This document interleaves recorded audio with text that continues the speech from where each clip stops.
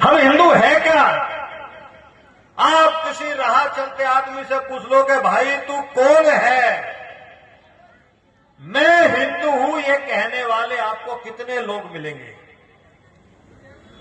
मैं ठाकुर हूं, मैं बनिया हूं, मैं ब्राह्मण हूं, मैं जाटव हूं, मैं वाल्मीकि हूं, ये कहने वाले लोग तो आपको मिल जाएंगे, लेकिन मैं हिंदू हूं ये कहने वाले हिंदू समाज के लोग बहुत कम आपको मिलेंगे। तो हम हिंदू तो है, लेकिन हमारा व्यवहार हिंदू का है क्या? वो हिंदू तो हमारे जीवन में ये प्रकटीकरण होता है क्या? ये आज हम सबको ध्यान रखने की बात है।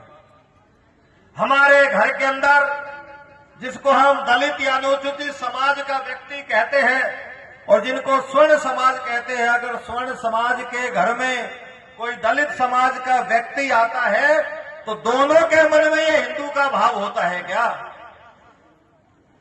उसको अपने घर के ड्राइंग रूम में बिठा करके उसी कप के अंदर हम चाय पिला सकते हैं क्या, जिस घर के अंदर हमारे घर के सारे लोग चाय पीते हैं? हमारे घर के अंदर उसी भोजन की थाली में उसी रसोई का बना हुआ हम खिलाने की सामर्थ्य हमारी है क्या, कि इस घर के अंदर हमारे घर के लोग भोजन करते हैं? या उसके घर के अंदर जाकर के उसकी रसोई का बना हुआ हमारे खाने की हमारी हिम्मत है क्या? अगर हमारी हिम्मत नहीं है, हमारा व्यवहार नहीं है, तो हम फिर हिंदू होने का ढोंग करते हैं। हम सच्चे और अच्छे हिंदू नहीं है। हम बाहर से तो हिंदू है, लेकिन अंदर से हम जातिवादी हैं। जब तक हम अंदर से हिंदू नहीं बनेंगे, जब तक से अंदर से हमारा हिंदू का भाव प्रणित नहीं होगा, हम सब भारत माता की संतानें हैं, हम सब की माता एक है, तब तक ये भाव हमारे मन के अंदर नहीं आएगा तो 100 करोड़ हिंदू आप जनसंख्या गिनते रहिए, फर्क कुछ पड़ने वाला नहीं है। आज जिस संत रविदास के नाम से ये हिंदू सम्मेलन है, आज जिनका जयंती हम सब लोग मना रहे हैं, संत रविदास, वो जिनको हम जाति कहते हैं, वो अनुसूचित समाज से थे। मीरा रे राजपूत छत्राणी थी। मीरा राजस्थान के अंदर ये राजपूत छत्राणी राजवंश की बेटी थी, लेकिन उसी मीरा ने गुरु बनाया तो रविदास को बनाया, तो कहां था जातिवाद? हम भगवान राम को मानते हैं, हम भगवान राम की पूजा करते हैं, तो भगवान राम को तो मानते हैं, लेकिन भगवान राम की मानते हैं क्या? आज प्रश्न ये है। भगवान राम ने गले लगाने का काम किया तो केवट को गले लगाया, वो अनुसूचित समाज का था। भगवान राम ने सबरी के पैर खाए, वो वनवासी आदिवासी गरीबवासी महिला थी, जंगल में रह करके झोपड़ी के अंदर अपना जीवन व्यतीत करती थी। भगवान राम ने जटायु को गले लगाने का काम किया। तो भगवान राम का जीवन तो ये समरसता के लिए था, तो हम भगवान राम की तो पूजा कर रहे हैं, लेकिन भगवान राम का जो जीवन के आदर्श है, भगवान राम ने जिन आदर्शों से लिए अपना जीवन जिया, वो आदर्श तो हमारे है ही नहीं। आज हिंदू समाज की स्थिति ये है कि हमारे घर के अंदर कोई दाढ़ी वाला टोपी वाला आ जाए तो हम उसको तो अपने ड्राइंग रूम में बैठा सकते हैं, उसको तो कहेंगे भाईजान जरा जल्दी जल्दी आया करो, बहुत दिनों बाद आते हो। लेकिन हमारे परंपरा का, हमारे पूर्वजों को मानने वाला, जिनकी धमनियों में उसी हिंदू का खून है, जिनके पूर्वज एक है, उस समाज को हम अपने घरे गले से भी नहीं लगाते, अपने घर के अंदर भी नहीं बिठाते। तो फिर होता है धर्मांतरण। धर्मांतरण दूसरे लोग करते हैं, लेकिन कहीं ना कहीं इसके जिम्मेदार हम भी हैं। हमने भी एक वर्ग को वर्षों से अपने गले लगाने का काम नहीं किया, उसको समानता नहीं दी, उसके अंदर भेदभाव करने का काम किया। और इसलिए अगर धर्मांतरण दूर करना है तो आज हिंदू के रूप में, हिंदुत्व के रूप में हम सबको अपना व्यवहार समान रखना पड़ेगा। कहीं कोई विवाद है तो तो विवाद नहीं करना, संवाद के माध्यम से उस विवाद को हल करना है। लेकिन हम सब हिंदू हैं, हम सब भारत माता की संतानें हैं, हम सबके पूर्वज एक है, ये विचार अपने मन में हमको रखना ही पड़ेगा। इसके अलावा और कोई रास्ता हमारे पास नहीं है। हम कहते हैं भाईचारा भाईचारा, तो ये ध्यान रखना, ये भाईचारा जब तक है जब तक आप जनसंख्या में ज्यादा हो। जिस दिन आपकी जनसंख्या घट गई तो भाई आपको चारा समझ के खा जाएंगे। पाकिस्तान में कहा गया भाईचारा, वो 1947 से पहले भारत में ही था। बांग्लादेश में कहा गया भाईचारा, पश्चिमी बंगाल की आप घटनाएं सुनते हो, कहा है भाईचारा। बांग्लादेश की घटना किस प्रकार से हिंदू नौजवानों को जिंदा जलाने का काम है, कहा गया भाईचारा। अफगानिस्तान के अंदर बड़ी बड़ी बौद्ध प्रतिमाओं को गोले के तोप के गोले लगाकर उड़ा दिया गया, कहा गया भाईचारा। तो ध्यान रखना, ये भाईचारा तब तक है जब तक हिंदू शक्तिशाली है, जब तक हमारी जनसंख्या ज्यादा है। जिस दिन आपकी जनसंख्या कम हो गई उस दिन आप चारा बन जाओगे। और इसलिए आज जो सबसे बड़ी आवश्यकता भी प्रोफेसर साहब ने आपको बताने की कोशिश की कि आज हिंदू समाज की जनसंख्या लगातार घटती जा रही है। और उसमें भी जो बड़े मजे की बात है वो मैं आपको बताना चाहता हूं। आज हिंदू समाज की स्थिति ये है कि जिन पर भगवान की कृपा है, अच्छी नौकरी है, बढ़िया खेती है, बढ़िया मकान है, बढ़िया दुकान है, बढ़िया बैंक बैलेंस है, जो कम से कम 10 बच्चे पाल सकते हैं, वो एक एक कर रहे हैं, वो एक कर रहे हैं।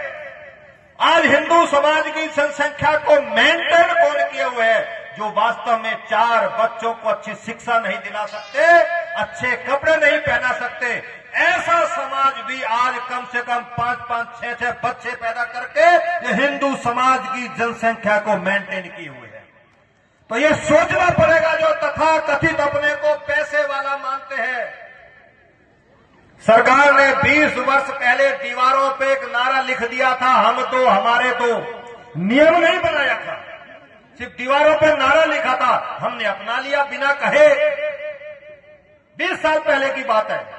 हमने कहा सरकार कुछ अच्छे ही कह रही होगी, तो हम तो हमारे तो। आज कोई नारा नहीं है, किसी ने दीवार पर नहीं लिखा हम तो और हमारा एक, और हमने वो अपना लिया। आज आप शहरों के अंदर जाइए, शहरों के अंदर एक नई प्रथा हिंदू समाज की चली है जो बड़ी शर्मनाक है, उसको कहते हैं लिव इन रिलेशनशिप। क्या? शादी नहीं करेंगे, बच्चा नहीं करेंगे, तो क्या करेंगे? एक साथ रहेंगे, बच्चा न बच्ची, और जिंदगी जियो सबसे अच्छी। आज हिंदू समाज की स्थिति आ गई, तो किस दिशा की ओर जा रहे हैं हम?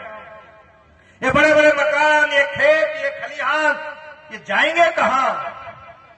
इसलिए मैं बहुत दूर की बात आपको नहीं बताता। कश्मीर ये भारत के अंदर ही है। 90 से पहले वहां पर कश्मीरी पंडित, बड़े बड़े सेब के उनके बाग थे, वहां पर रहने वाला मुसलमान उन बाग के सेबों के अंदर नौकरी करता था, मजदूर था। जब वो मालिक चलता था, वहां का मुसलमान उनकी जूतियां उठा करके उस कश्मीरी पंडित के पीछे चलता था कि पता नहीं कहां पैर रखेंगे, तो जूती उनके कदमों में पहनाने का काम वहां का मुसलमान करता था। लेकिन जनसंख्या घट गई, मस्जिदों से ऐलान हो गया कि हिंदू और कश्मीर की घाटी खाली कर दो।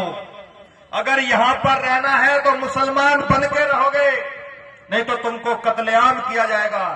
तो कश्मीर की घाटी, मेरा पीछे भाई जरा आवाज कम करो, उधर वो पूड़ियां सिक रही है, खुशबू आ रही है, लेकिन आवाज कम करो। हाँ, आप सबके लिए जानकारी है, भंडारे की व्यवस्था है, चिंता मत करना, खा पी के जाना सब। तो वो कश्मीर की घाटी से मस्जिदों से ऐलान हो गया कि हिंदुओं घाटी का खाली कर दो। रात रात के अंदर वो कश्मीर की घाटी खाली हो गई। घाटी खाली करते वक्त ये शर्त रखी गई कि आप अपनी जवान बहू बेटी को ले नहीं जा सकते और सोना और चांदी को भी नहीं ले जा सकते। क्या हुआ? तो बड़े बड़े कश्मीर के बागों के सेबों के मालिक थे, दिल्ली की सड़कों पर भीख मांगने को मजबूर हो गए और जो जूती उठाकर चलते थे उन सेबों के मालिक हो गए। ये आता है चैन जनसंख्या बदलने से। ये कोई बहुत पुरानी बात नहीं बता रहा, ये 90 की बात बता रहा हूं, आज से 30 साल पहले। तो ध्यान रखना कि जनसंख्या घट गई तो फिर कोई हो, कितनी जातियां हो, कितने भी मकान हो, कितने भी दुकानें हो, ये बचेगी नहीं। और इसलिए आज समय की आवश्यकता है कि हर हिंदू को कम से कम 2 से 3 बच्चे पैदा करने ही पड़ेंगे, नहीं तो आने वाले 50 साल बाद जब 50-50 हो जाएगा तो सोच लेना आपका क्या होगा। वही होगा जो आज बांग्लादेश के अंदर हो रहा है। आज ये समय की आवश्यकता है, हर हिंदू को कम से कम 3 बच्चे पैदा करने का संकल्प यहां से लेकर जाना ही पड़ेगा। अभी एक रीना बहन जी ने आप लोगों से चर्चा की थी लव जिहाद की। यहां पर माताएं बैठी हैं, छोटी छोटी बच्चियां बैठी हैं। पूरे भारत के अंदर प्रतिवर्ष 1 लाख लड़कियां ये लव जिहाद का शिकार बनती है। 1 लाख हिंदू लड़कियां। तो आज ये भी समय की मांग है कि इन छोटी छोटी बच्चियों को अपने धर्म के बारे में बताओ, अपनी परंपराओं के बारे में बताओ, अपने कुल और खानदान के बारे में बताओ। इनको बताना है तो रानी लक्ष्मीबाई के, सीता सावित्री के बारे में बताओ, तब ये लड़कियां जागरूक होगी, आने वाले खतरे को पहचान पाएगी। नहीं तो ध्यान रखना, आपको पता नहीं पड़ेगा कि वो कब अब्दुल आएगा, माथे पर तिलक लगाएगा, हाथ में कलावा बांधेगा, नाम रमेश और सुरेश बताएगा, और 1 साल बाद जब हिंदू समाज की लड़की के सामने सिर्फ 2 रास्ते बचेंगे, या तो वो मृत्यु को स्वीकार करे, नहीं तो इस्लाम स्वीकार करे। 1 साल बाद बताएगा कि मैं अब्दुल हूं और तुझको मुसलमान बनना है। लेकिन हम चर्चा नहीं करना चाहते। और हिंदू समाज के सामने समस्या क्या है? हम छोटे छोटे बच्चों से दिन रात ये तो चर्चा करते हैं कि तू डीएम बन, तू कलेक्टर बन, तू डॉक्टर बन। देख, पड़ोस वाला लड़का बन गया तो तू क्या करेगा? घास चराएगा, बकरी चराएगा, भैंस चराएगा। लेकिन अपने घर के जरा लड़कियों से इस बात की भी चर्चा कर लो कि अपने धर्म के बारे में भी सोच लो, अपने कुल खानदान के बारे में सोच लो, अपने पूर्वजों के बारे में सोच लो। तो हिंदू समाज के सामने समस्याओं की चर्चा करने का समय आज ये हिंदू समाज के पास नहीं है। आज हमारे घर का कोई छोटा बच्चा तो 3-4 में पढ़ता है, वो हमको गुड मॉर्निंग कहता है तो हमारा सीना चौड़ा हो जाता है। और वो राम राम कहता है तो हम कहते हैं ये राम राम क्यों कह रहा है? गुड मॉर्निंग बोल, गुड इवनिंग बोल, डैड बोल, मॉम बोल। माँ और पिताजी कहने में सुनने में हमको शर्म लग रही है।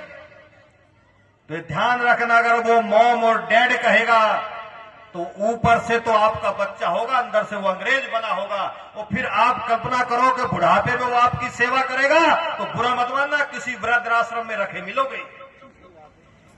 आज वृद्धाश्रम में चले जाइए, एक भी मुसलमान वहां पर आपको नहीं मिलेगा, सारे के सारे हिंदू मिलेंगे। आज वृद्धाश्रम की स्थिति ये है। तो अपने बच्चों को आप राम की कथा नहीं सुनाएंगे तो फिर दशरथ बनकर